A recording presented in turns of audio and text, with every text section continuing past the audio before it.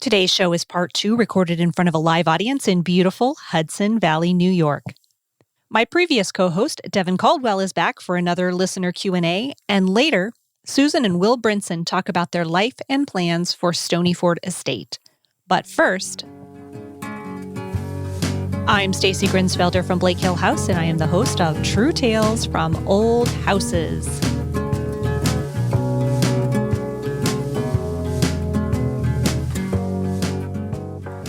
So hello, everyone, and welcome back to part 2, our time here in the Hudson Valley. And I think we're going to call these maybe the Stony Ford sessions. Doesn't that sound more artsy? Oh, I like that. Yeah, the Stony Ford sessions.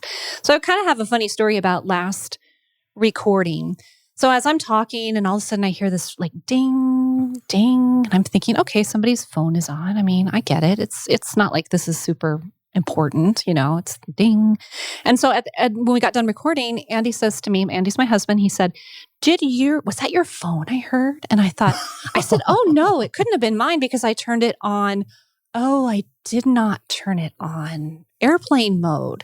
So I just wanted you all to know that my son has an orthodontist appointment on Monday at 2:00. So, if you think I might forget, just go ahead and send me a reminder. But this time we are definitely in airplane mode. And I just have a couple of announcements. We're pushing the boundaries of sending out True Tales from Old Houses merch and having it arrive on time for the holiday gift giving. But if you're willing to give it a shot, then I am too. And right now, whatever's in the store on truetalesfromoldhouses.com is what we have. I don't know what's left, but hopefully it'll be something in your favorite size and color. And that's all. No more self-promotion. You heard it all. No more this week. So for Q&A today, Devyn is back. Hi, Devyn. Hi, Stacy. I found that you just kind of settled really nicely into your role as co-host. And so I wanted to ask you if you want to come back. Oh, God. I would love to if I could find an extra few hours to fit in there. This is like one of those promposals or something. Like if I ask you on air, then you're forced to say yeah. And then you're like, oh. I'm happy to guest from time to time. Okay. No, I'm just kidding. I know you think I'm serious, but I mean, I would love to have you back, but no, I would never do that to you on air.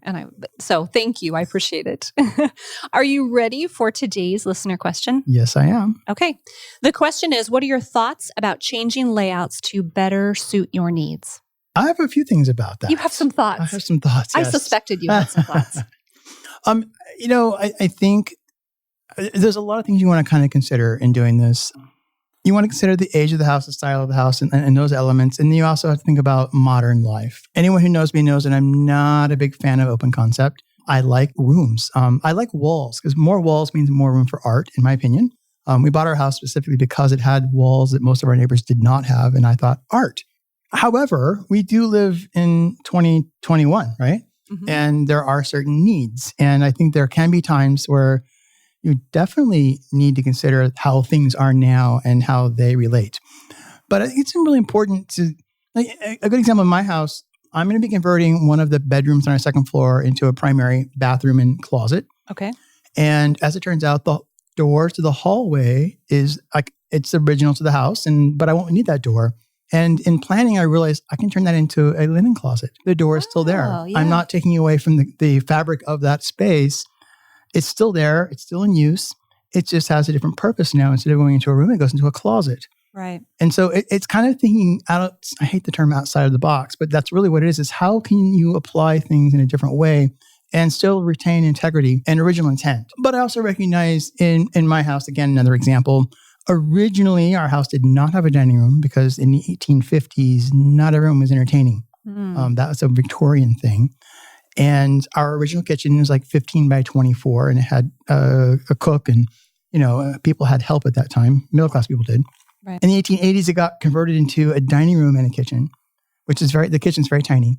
And we're going to convert it, like we're going to be redoing again, the kitchen. And I'm going to have an open concept kitchen and dining room because in 2021, or actually whatever year we get to that project in a few years, I'm not likely to need a formal dining room. That's just not what I need. Can I just say I did not see that coming? Really? No. Yeah. It's going to be, I'm going to have a defined space within the larger space. Okay. And I'm switching the location of where the kitchen is to the other end of the room.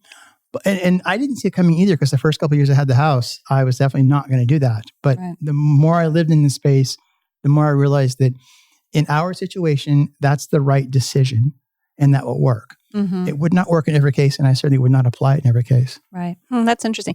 We haven't really done a lot of rearranging. Our house is was built as a summer house. I talk about that all the time. Everybody is like, okay, we know your house was built in the summer. But it was built for summer purposes. And then around, I don't know when it became someone's year-round residence, but somebody did a giant remodel, but early, like 1920s, maybe added some things 1930s, 1940s. So that was really the last time there was a big change. And they did reconfigure some spaces. There's clearly been bathrooms added. I don't think there were any bathrooms in my house. Right. There was electricity added at that time, or, sometime then, because it was built pre-electricity. And so we really haven't had to change a whole lot. But there are some modifications, I guess, that we made. Like in my daughter's bedroom, her room had 3 doors that led into her room, one from the hall, and then the other 2 went in other areas. And it was very hard to find a place for even a bed, because by the time you add that many doors, you're like, where am I supposed to put the bed here? Never mind a dresser often in or old desk. houses where they have doors going from room to room and multiple. And we have that in our house. Each bedroom has 2 doors. So I was told, and I don't have any idea if this is true because I have not checked into this, but it kind of makes sense. But I was told that they put these doors in there for fire purposes. So if one part of the house went on fire, they could just kind of like rush through the rooms, shutting the doors behind them, and sort of make their way out to. Right. And it kind of works with our situation, because all the bedrooms link to each other, and then out to a porch that goes outside. So it kind of tracks. I don't know if it's exactly true. That's what our realtor said. I'm not really certain. I just kind of always thought it had to do with just how families lived in those days. No privacy. If you think about how oftentimes there was, grandparents, parents, and 6 kids, and a little 3-bedroom house. I mean, no privacy. Right. Well, we took one of those doors and I actually built a giant headboard, and we were talking about this last episode about hanging things, and I hung it on a cleat, and it actually covers the entire door, but it's totally removable. So it didn't damage the house in any way, but it's just a giant headboard, covers the door. Her bed's in front of it. She had brand new spots. So that kind of works. So I've been doing some of those modifications that I can remove. Yeah. But at this point in our life, I really haven't felt like it. But I guess it's not really about us. I suppose one of the things I was thinking about was, aging in place, or people who want to live in their house until they just can't anymore. And I would think there would have to be some sort of modifications. And there's an Instagram account. I wish I was going to check this before I got on here and I forgot. I think she's City Tutor or Seattle Tutor, and I feel terrible. I'll put it in the show notes no matter what. But her house at one point, they added an elevator, which I thought was kind of cool. And it fits. It's like ye old elevator. But the purpose was because the person or the family who lived there, I think, from my understanding, they were aging in place and they couldn't get up and down the stairs. And I thought that was really interesting. It's not like a modern elevator. I have to share a little story about the elevator. When we were looking at our house, actually, after we had bought our house, my mother only got to see our house once before she passed, but she was very concerned about having 3 floors and us getting older. And I told her, I said, there's room for an elevator. And she's like, oh, okay. And she let it go. And then there's no room for an elevator. But I didn't, I just... But you told her that? I told her that. Just, there's room for an elevator. Aww. Knowing that by the time that would ever come along, it wouldn't be necessary for that. Oh, that's a good story. But it did make me think about your dad, too. I mean, we didn't talk about that before. And if you'd prefer we didn't, now the cat's out of the bag. Your cat's out there. My dad has been staying with us for the last several months. He's moving into assisted living soon, next couple of weeks. He's in his 80s, and he has Parkinson's, and he has limited walking abilities. He walks with a walker. And you're in a 3-story row house. We're in a 3-story row house. Right. And so he has managed to learn how to navigate the 4 steps up to the front door. But basically, since June, he's been living on the 1st floor. In order to accommodate him, I flew him from California to Philly to move him. After he had lived in his area for over, since 1944, I've been there forever. And he needed a shower. He couldn't go upstairs. Right. So I was here for 42 hours. And I went to the big box store. I bought this cheap plastic shower, and I put a shower in our half bath on the 1st floor so that he would have a place to take a shower Fortunately, there's plumbing nearby from an old sink and a basement's underneath, so I had access. And so he has a shower. Yeah. And he's moving. And so within the next couple of months, I'm like, okay, now I need to get rid of the shower. But I was able to accommodate that. So he's been living on the 800 square feet of our first floor. Right. And good. Managing, the dining room is his bedroom for now. Yeah. We are certainly making decisions in our bathrooms based on who will need to use those bathrooms at some point too. And it's tricky because I have to let some things go that are what other people might consider deal breakers or non-negotiables. But I'm like, I'm sorry, I need a place for the people in my life who I love that want to come visit me and take a shower. So, all right. Well, I don't think I have anything else to add to that. I guess just think about it. Thoughtful. Be really thoughtful. Don't beat yourself up for making decisions. If I could tell you, please don't gut your house and paint it gray and put it on. The only thing I would add to that is and flip it. When considering changing things is I would highly suggest trying to keep the style, or you're not trying to match the style, but keep it in thought. Right. Materials and design, so it can look new, but you want to just keep it in thought so it's cohesive and doesn't just stand out. Because we think about all those remodels from like the 50s and 60s that are just garish compared to what was there before. Right. And although there's charm in their own way, but they just don't work. Yeah. And so it's really important because you want to be able to have that look great in 20 or 30 or 40, like to kind of carry forward. Right. That makes sense. All right. Well, if you have a DIY or old house question that you would like to submit for listener Q&A, please do send it via the contact form at truetalesfromoldhouses.com and we will answer it in an upcoming episode. And we love your questions, so please keep them coming. Now it is your turn, and all season I've been asking you what is your favorite thing about living in an old house and what is the most challenging thing about living in an old house. And today, since I have a captive audience, I have polled all of you, and let's read a few of those answers. Are you ready, Devyn? Yeah, absolutely. All right, you want to read the first one? Sure. Or we'll just read them all. We'll do it back and forth, whatever. We'll figure it out. The first one came from Eric and Olivia. The best thing is the light.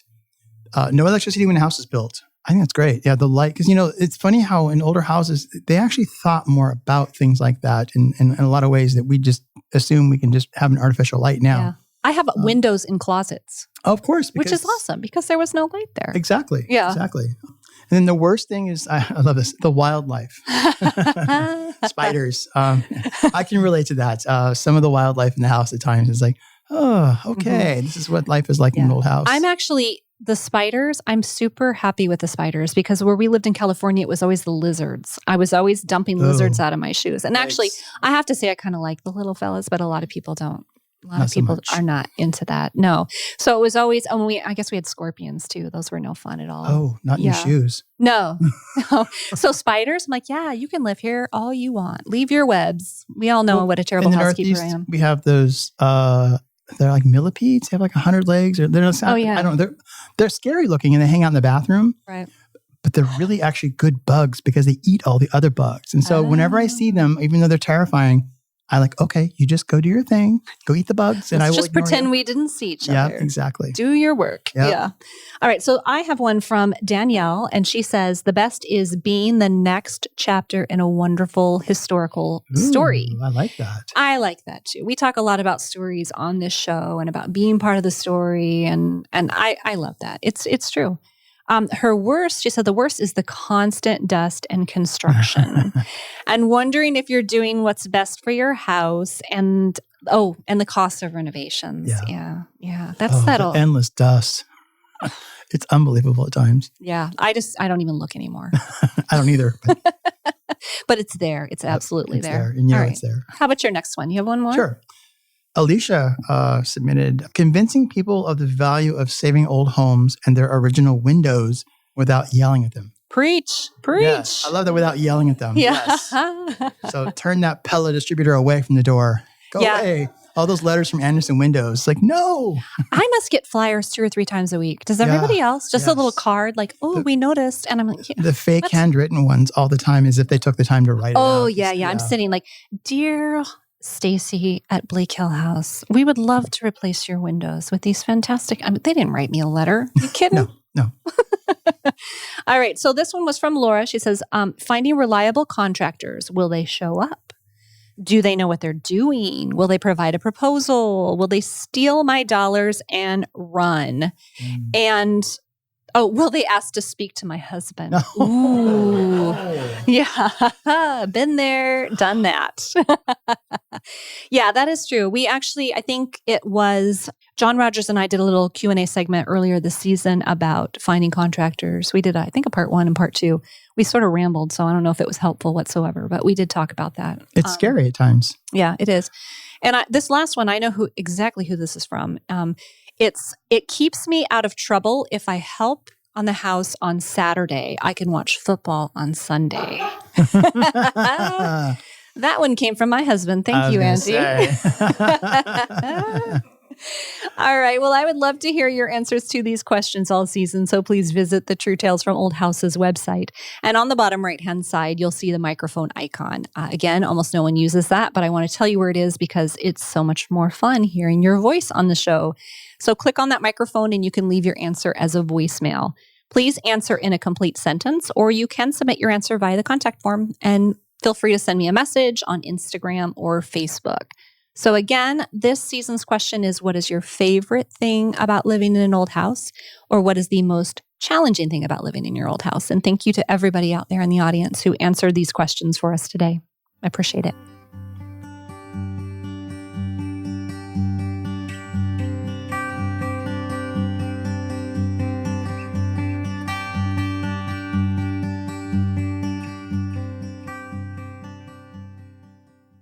I want to take a couple of minutes to express some gratitude for our sponsors.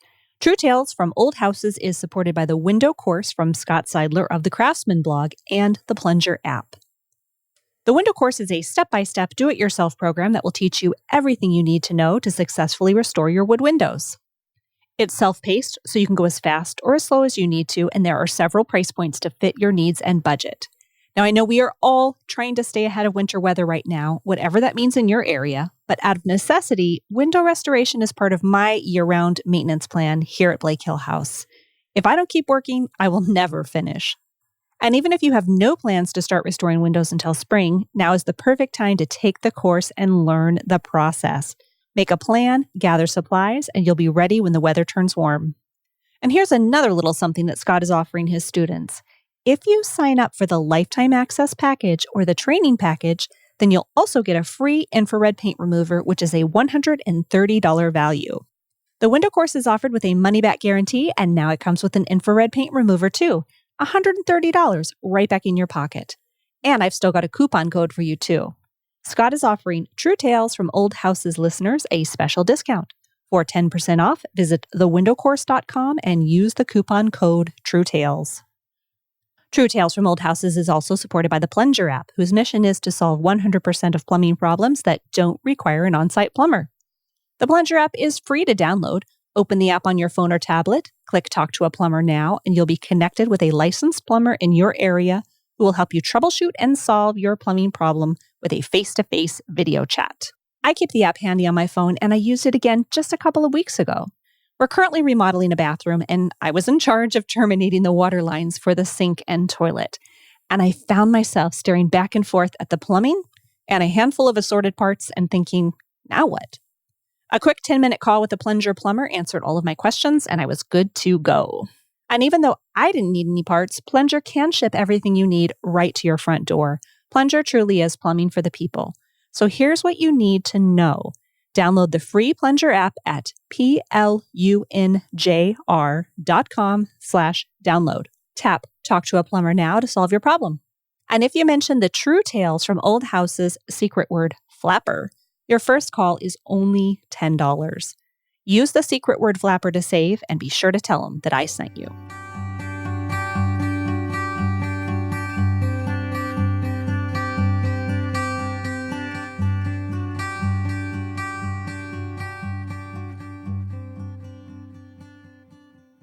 My guests today are Susan and William Brinson. As directors and photographers, Susan and Will spent many years living a full and busy life in New York City.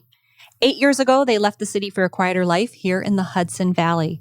From downsizing their social lives but scaling up responsibilities as homeowners, there have been highs and lows. My name is Susan Brinson, and I am the creative director of House of Brinson, our social channel, and where we share our home renovation at Stony Ford. I'm William Brinson, and I follow what Susan does, basically. But we work together as a team in our photography and directing business, House of Brinson, and our shop, and fixing this lovely old house. There's no such thing as telling someone thank you too many times, is there? No. Okay, good. So thank you. Thank you. For hosting this event of True Tales from Old Houses. And it's the first of its kind for this show. And honestly, we could not have asked for kinder hosts. I imagine that all of you sitting out there agree. During the pandemic, when people started working remotely, a lot of people began to realize that they could work from anywhere. And they began to truly reevaluate what home might look like. And suddenly the perk of city accessibility was no longer there, and moving to the country looked better and better. And for some of those people, buying a big old pre-war estate sounded like the best idea.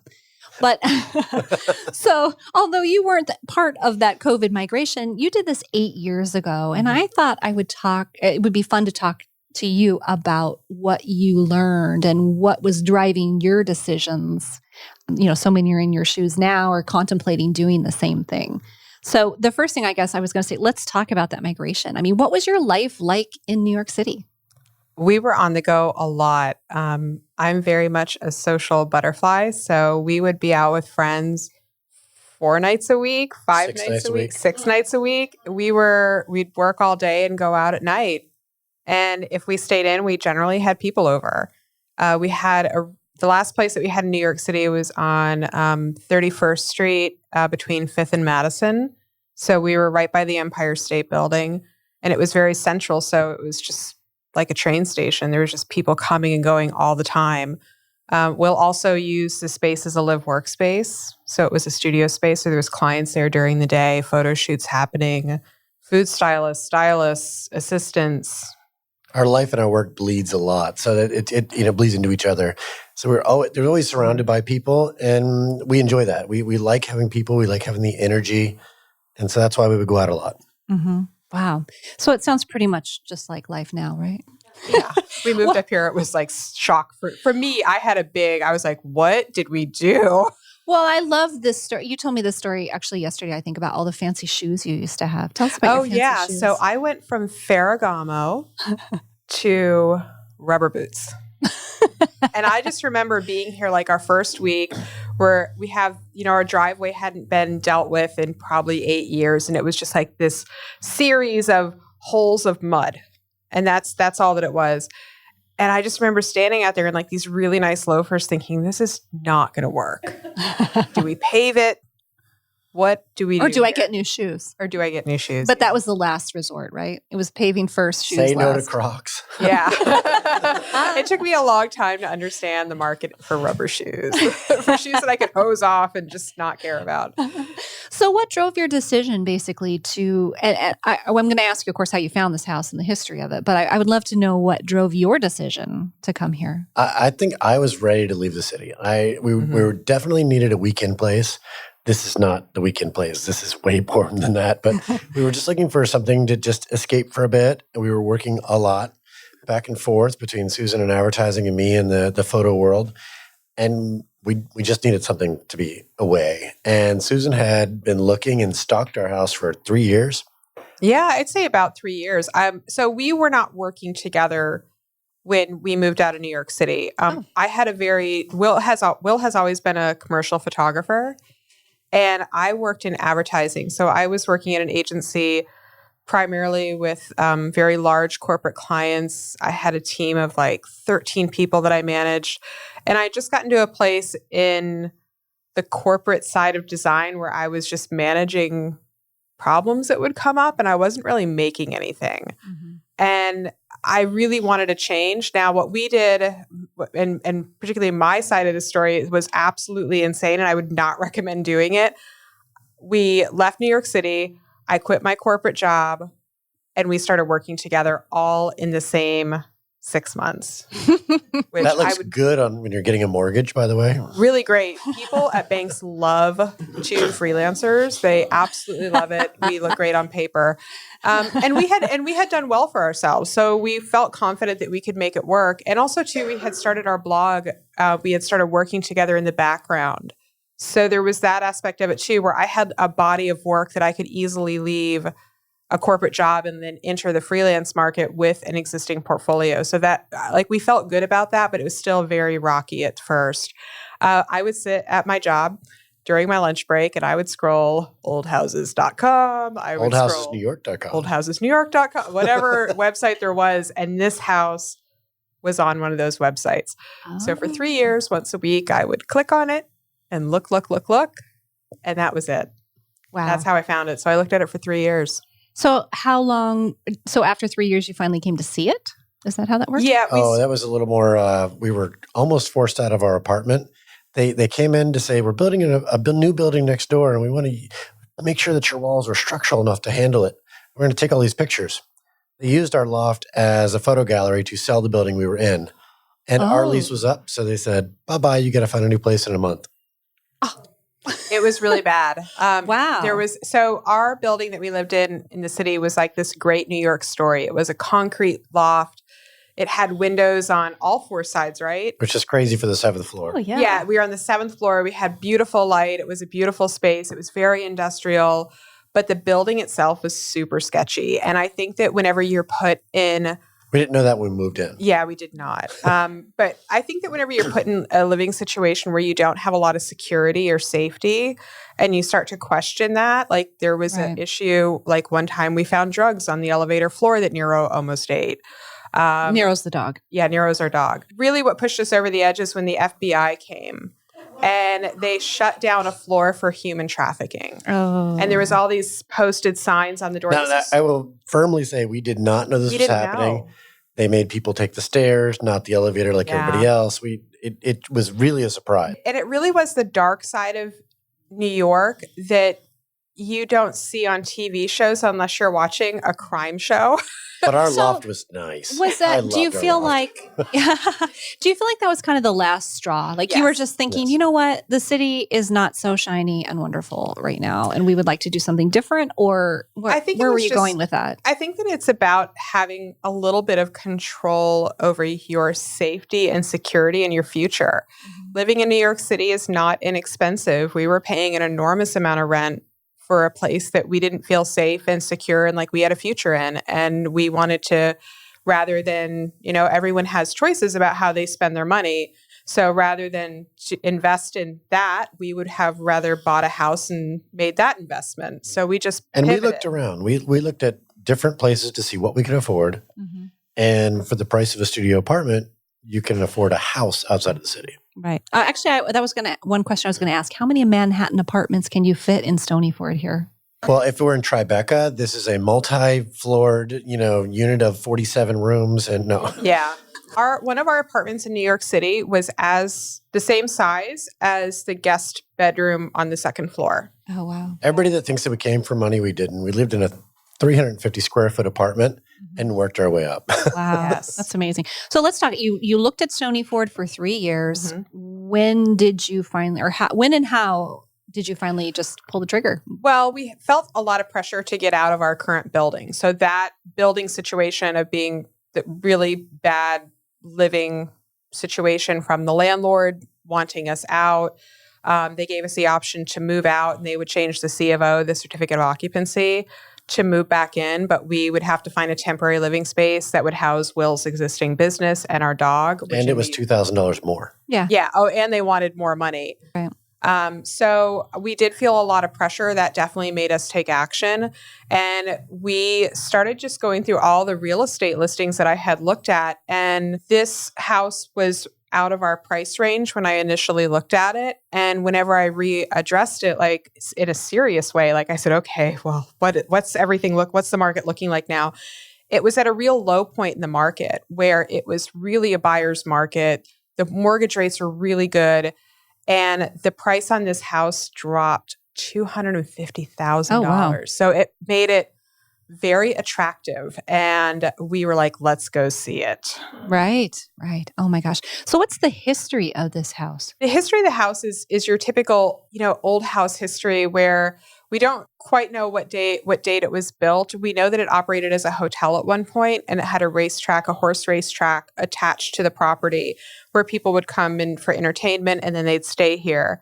And the main part of the history is when Charles Bachman buys it in 1864, and he starts breeding America's most expensive trotters. And he attracts this very wealthy and affluent clientele, because buying a really beautiful horse back then was like having a Lamborghini. Mm-hmm. You would, ride down the street and everyone would be like, look at that particular horse. And I have to interject because where I live too, they have this trotting horse culture. I mean, I didn't even know trotting horses were a thing, but it was big. And there's one in our town called Membrino King. Oh, so Membrino King was part of the lineage of who Charles Bachman bred to. So it's like I suspected, yeah. So Membrino King is actually buried in our town. So if anybody comes to visit, I can't wait to show you the plaque in somebody's front yard of Membrino King, the famous, or the grand, what do they call him? The greatest or the most handsome trotting horse in, I don't know, all the land, all the world. Very dramatic, something very dramatic. Yeah.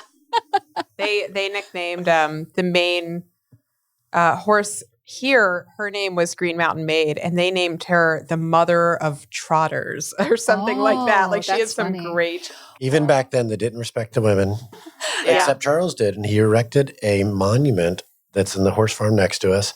And he had it brought in from the middle of the U.S. all the way across on the railroad and put up for her. And it was such a big statement at the time. Oh, that's funny. But he made her millions. That's amazing.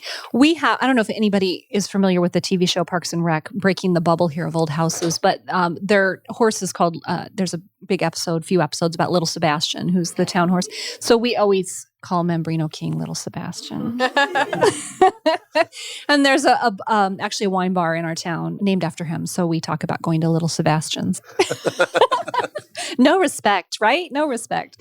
It is actually really interesting. And I had no idea that we had the trotting horse trotters, connection. Yeah. All right. So I kind of stopped your process there. But you were talking about the history of the house. So Charles Bachman, he had a lot of, I guess, like panache, and he took this house, and a pretty simple country house, and he made it grand. He made it into a mansion. And they talk about the mansion at Stony Ford and all the historical texts and how Charles would entertain here. He was a bachelor, which is discussed. I guess that was an odd thing back then. He did not take a wife. He did not. It was a bit of a gentleman's house, meaning that they would gather here, they would go up to the smoking room, and they would watch the clock until it hit noon, and then they could drink. and it's written in books, and it's crazy to read it because it sounds so fun, and it's not too terribly different than what we do now. Except that's our bedroom, the smoking room now, so it's a little different. Yeah, we do not adjourn to our bedroom for drinking. We've got a whole house. You could drink anywhere, right? Yeah. So the social rooms are on the second floor of the house. And I think that looking at this house from a modern perspective, we have these beautiful grand bedrooms because that's how we use the house today. On the third floor is a series of very small rooms, and they would have just went upstairs to go to sleep and essentially change their clothes and freshen up, and then would have socialized in the rest of the house, which I find it fascinating to see how time evolves, how we use these structures. Yeah, that's really interesting. And you told me a story yesterday, which I thought it was very interesting, that there were no bathrooms in this house. Right. And there are currently a lot of bathrooms in this house. And they're old. I mean, they were retrofitted when plumbing came to be. The oldest bathrooms are the best bathrooms in this house. They work the best. The best, yeah. The newest bathroom in this house fails constantly. Wow. Yeah. I just think they just put in so many bathrooms, and that was really pretty forward thinking, because we got one bathroom and then eventually two. And the way people make decisions about where to put the electrical and where to put the plumbing, and because they don't know how much, or they did not know where people would need to plug in something or where the best location for a bathroom was. So I have a feeling that the next person that moved in, he was J. Howard Ford. He was part of the U.S. Rubber Company. I can't remember if he was president or vice president. And he moved here with his wife. And it was kind of I don't know if it was a full-time residence or not, but you know how you put USB and used to be Ethernet outlets everywhere. Yeah. I think he was like that with bathrooms. He's like, in case. Just in case. Just in case. Let's put one in this corner, this corner, this corner, and this corner. Right. But it really worked out. Going forward. Yeah, it truly is a shocking amount of bathrooms. The person who put electrical in my house, they clearly had no idea how important electrical was going to be because they I feel like they just went, I don't know where, I'll just point to someplace on the wall and you put an outlet right there. So we had the wackiest, weirdest places for outlets and interesting. I think that crowd of Bachman and J. Howard Ford and W.C. Whitney came here a lot too. And I know that Jay Gould and Ulysses S. Grant came here. Like, I think that crowd was really tied into some of the best architects and designers of the day. And I don't know that a country house would have had that kind of attention would have had that kind of attention, say, from a design point. But if J. Howard Ford wanted to make modifications, he probably called the people who he would have used to build his city house, or he probably would have called someone in his Rolodex of great architects and designers. Right. That makes sense. And 2 fun facts back to Charles Bachman. Grant came here because he loved horses, and West Point isn't too far from here. Mm-hmm. So even after he was president, he would come back because he liked horses. And I don't think he was particularly social per se. And so they would pull the train behind the house, which is a little bit in the back of the property, stop it there. So there was no big fanfare in Goshen, the town nearby. Goshen would get very upset. But he would come here. And so we have documentation of him smoking his last cigar after he got cancer in the house with his friends. And it's just a kind of it's terrible, but it's also kind of a cool, thing that happened. Mm-hmm. And then as being a photographer, Leland Stanford owned the railroad. He bought the largest sale at Stony Ford, and he took his horses to California to start, the equine adventures he had over there. But the offspring that he had was the famous Muybridge horse, where you see when it spins around in a circle, you can see the horse trotting. Oh, yeah. And so that was a lineage from here, which as a photographer, I just thought was so cool because I grew up learning this in school. Right. Oh, that's super interesting. Wow. Yeah, Leland Stanford bought Electioneer, and that was like the child of Green Mountain Maid that was, making time that was very, very fast. These are horses again. These are horses. Horses. Okay. And Leland Stanford owned a decent part of the railroad. So he put his horses on the railroad and said, to California we go. Right. I'm trying to think of a parallel to that in modern life. Like what would that relate to? Horses then? I can't think of anything that would be similar now. I mean, I don't know. That was just major status. He's like, hey, I got a railroad. I'm going to take my horses from the East Coast to the West Coast. And then it's probably publicity. He probably did it for publicity. Yeah. Thinking like, look what I can do. So when Bachman would sell a horse, they would write about it in the New York Times. Wow. All I have is all these New York Times articles of Stony Ford sells Electioneer to Leland Stanford, and it was just this article that they would publish when So if we go back to the timeline, we have Charles Bachman. He dies in 1900, and he has this great legacy. Then J. Howard Ford buys the house, and I think he just kind of uses it as like an extra residence. It was like residence. It was just someplace fun for him to have. And then the house goes into a time of, bankruptcies, owners that would flip it over very fast. And there's this one New York Times article where it said everything at Stony Ford is to be auctioned. And if the bar, there was a sideboard, like a bar. In the smoking room. That was in the smoking room. And they said, if this doesn't sell for a decent price, someone should take it out back and burn it. And so can you imagine that auction? Because I know that I would love to attend that. Susan would have bought it. I would have bought it. Definitely would have bought it. I actually thought I saw it at auction a few months ago, but it wasn't the same one. I did some checking. It wasn't the same one, but I thought I saw it and I was ready to pounce on it. Wow. And so after that, Stony Ford goes into disrepair. It's bought by a farmer in the 1930s during the Great Depression and falls into a time whenever this house was more valuable as tractor storage, hence the stain on the floor behind me. There's a big black oil stain on the floor. In the dining room. We were wondering what these 2 big stains were, and they pushed the tractors into the doors, took off the wheels, and the tractors were more important than the house. So, and then after that, Les and Fred buy the house in 1953, and they were dealing with a house that hadn't been cared for in a really long time. And for instance, the kitchen, had no floor and you could see into the basement. So I think that what they did is just, they saved it and they lived in it. And that's the most important thing for an old house, is having activity. Right. Yeah, it is the killer of old houses when they sit vacant for so long, isn't it? Yeah. That's great. So did you buy it from them? Was it in their nephew? Their nephew. Okay. So it was, but that same family then you bought it from. Their nephew Wayne moved into the carriage house next door. We share a horseshoe driveway together. And he moved in the 70s. I think it was just, he used to come here as a kid and he was so enthralled by what his uncle did and with the house. And so he bought the carriage house, which was very small. And now I think his carriage house is larger than our house. It just keeps going and going and going. Right. But yeah, he was looking for somebody that could carry on what his uncles did. And sometimes we do, and when we don't, he lets us know. He definitely lets us know. Well, you have done so much to this house, and there's, of course, plenty left to do as well. And I just wondered, how do you prioritize and plan? Panic. That is really not far from the truth. I think that it's a matter of actual planning and panic. Okay. Like I might reach a point where I'm like, this looks terrible and I want to change it. And then completely unplanned and we'll work on something.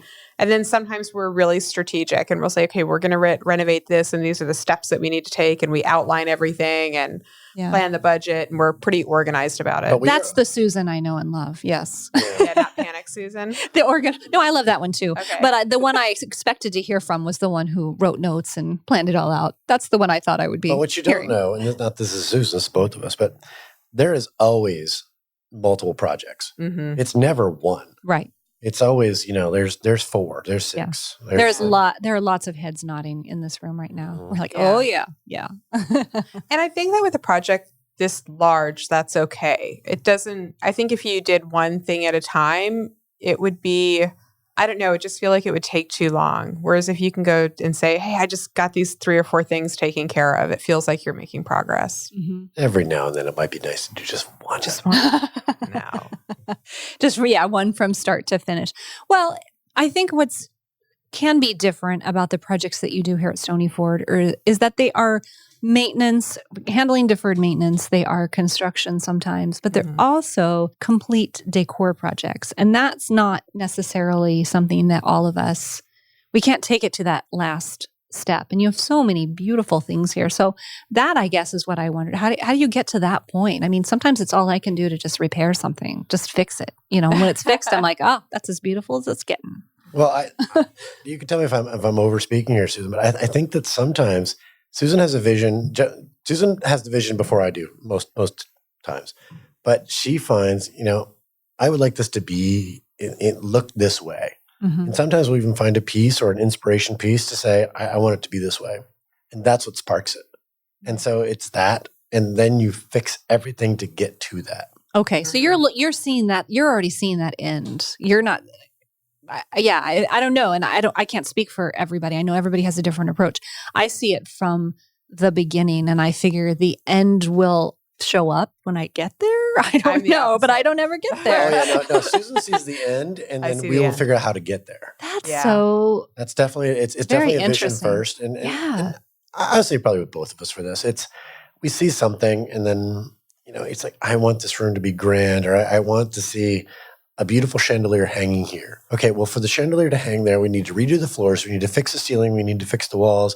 If we do all that work, then we can finally put that touch on. And when we get to hang that chandelier, it's like that must feel amazing. So good. That's the amazing it's gonna part. Feel good, yeah. And I think that for me, a lot of the planning backwards and seeing it finished before we start working is a bit of setting a mood. How do you decorate your house if you don't know what mood you're going for? If you don't know what the energy or the feeling is going to be like that you're trying to achieve. And that's just an individual expressing themselves visually, right? Which is very important to me. Yeah. And I feel like we did that common thing that I feel like almost everybody does is we moved into the house. We bought a bunch of furniture really fast. Yeah. Not a lot. It was a bunch, and I don't think we have any of it. Really? I think that we were so excited to do it and we didn't see how the house felt to us and how it would live and our real vision for it. And we ended up saying, oh, well, we changed this, we moved that. This doesn't really work. It would never have worked. But, and you learn from that, and then once you get past that, then you go to the next stage. I'm glad that we waited to do the kitchen. Right. Just to like what Will said, if we would have done the kitchen first, it would have been wrong. Did you have ideas? Did you immediately have ideas when you came in and thought, I want to do this to the kitchen? And now you're thinking, I did not want to do that to the kitchen. I didn't really have ideas. I just knew it need to be different. Okay. I love to cook. And so I had an idea of what I wanted. Now it's much bigger. Right. But we love to entertain, and I really do like cooking for our crowd, and I love last minute. So I want to be able to whip up things and have things ready or things on the side. And I don't necessarily, both of us are the same way where we don't love everybody in the kitchen. I love the kitchen being separate because sometimes, you know what, I don't want you to see my dishes, or I need a minute to kind of prepare what I want to get going. But I also do like help in the kitchen. I see. And help is different than, people just hanging out. So I want to make sure we give people lots of room to work because I can put people to work. Yeah. We don't think of the kitchen as like, I watch design shows or stuff on TV and it's like open plan and you can be in the living room and you can see directly into the kitchen. I'm messy. Yeah. That's like the exact opposite of what we want. So I think that whenever we're planning that, like we really have to wrap our heads around functionality and experience and how we want the space to work for us. Right. Boy, that's how you see things very differently than I do. I don't know. That's wonderful. I like to hear how the creative side of both of you work in conjunction with a construction project. Because like I said, I only see things in construction sense most of the time. But what future plans do you have for Stony Ford? We just talked about the kitchen, but there's a lot. We have the third floor to do. You have this podcast isn't long enough. Do we have 6 hours? We have probably 3 major projects that are on our short list. I don't know what order we'll tackle them or when we'll get to them, but essentially we have the third floor, which needs a lot of electrical work, some plumbing, and a lot of plaster repair, and then a nice coat of primer, and we can work as we go as far as decor. We would like to use that space as our office since we're now working from home so much. We never, we're always very mobile before, laptops, going on set with photography equipment. But since COVID, guess who's homebound, working from home. So that's really become a big priority for us is to utilize that space and not just kind of pass it off. And then the second thing would be the second floor hallways. We started on the first floor hallways and made some progress on that. Now we're ready to do the second floor. And then thirdly would be the kitchen. We do get practical. And Susan came to me one day because I was like, we need to figure this out because we need to make sure that we're happy in our spaces. Right. And one of our good friends told us, the room that you're not renovating is the room you're in the most. So do that one first. That makes sense. That's a very good thing. Like if you're in your living room all the time, do your living room. We did all the guest bedrooms first. Thinking of, like people are going to come. It's like, but then you're going to sit in a dank living room. But Susan got very practical and she said walls and floors. Let's finish the walls and floors. That's what I said. And so we did our downstairs hallway. We cleaned up the plaster, painted it when we thought COVID was going to be 3 months. We're like, this is awesome. We're just going to use all the supplies we got. We didn't spend any money. All stuff we had just like in the basement. And I don't know how long it is later, but we've just finished our downstairs hallway. Right. We need more artwork, but it's been painted. We finished our stairs. Now it's on to the next floor. Right. Well, let's end today because I would like to know, like, how, when you came here, obviously this was new to you and then pandemic life. So if you were to tell somebody else, like, what helped you adjust to your new country life? Ooh. Okay. I was pretty traumatized. I'm not going to lie. For me, it was, social media really helped me. And I would just make sure that wherever you choose to live, if you're going through a lifestyle change, make sure that you have a really strong community that you can rely on for inspiration, they can talk you off a cliff. You have some place as your, that points north just to make sure that you stay connected. And most of my community was very much in person in New York City. So whenever we moved up here, finding that community on social media really helped me. And that's regardless of, maybe you're making a job change or a location change. But I would definitely find community to keep you grounded. Yeah, I would say, just like when we lived in New York City, I almost give the same advice is you're going to love and hate this city at least 3 times, and then you'll have multiple side hustles. You become a New Yorker. When you move out of New York or out of any city, really, just going from like city to country life, is you have to find your people. And it definitely took us a while to find our people. We have nice neighbors, that's all fine, but you have to find people that you can have common ground with. And we're very expressive people, and we like, to just, I don't know, we like to live vicariously through other people sometimes too, and vice versa. And so by having those people by us, that's what helped make it. Because when you have no bodega or no places on Sunday that's open past 6 o'clock, it gets rough. Yeah, that's what you're used to. That's what I was used to. Yeah. So. And also socializing is very different out of the city. Whereas like you could meet a friend in 15 or 20 minutes in New York. Here, you have to plan quite a bit 45 minutes is our new close. Right. That's our newest thing. But I love it. I will say I absolutely love it. I have no desire to move back to the city. I like the city. No desire to move back there, but I really enjoy being out here now. And thank you today for doing this, because this house is meant to be lived in with people from anywhere. And that makes us happy, is just having an open house and an inviting place for people to come. Right. Well, that makes me happy. And now you're going to make me cry or something. But thank you so much for doing this, opening up your house, for being here as my guest again. Truly, I'm so grateful. Thank you. Absolutely. Thank you. Thank you for listening to this episode of True Tales from Old Houses, recorded at the historic Stony Ford estate in scenic Hudson Valley, New York. To continue the conversation, be sure to follow True Tales from Old Houses and Blake Hill House on Facebook and Instagram. To see photos, behind-the-scenes fun from this event, buy merch, read the show notes, and request a transcript, visit truetalesfromoldhouses.com. Many thanks to my guests Devyn Caldwell and Susan and Will Brinson. Thank you to my husband Andy and my daughter Maya, Greg and Marlena for all of the behind-the-scenes help that made this day possible. And thank you to all of you here sitting with me here in the audience. It has really been so nice to have you here, and thank you from the bottom of my heart. Until next time.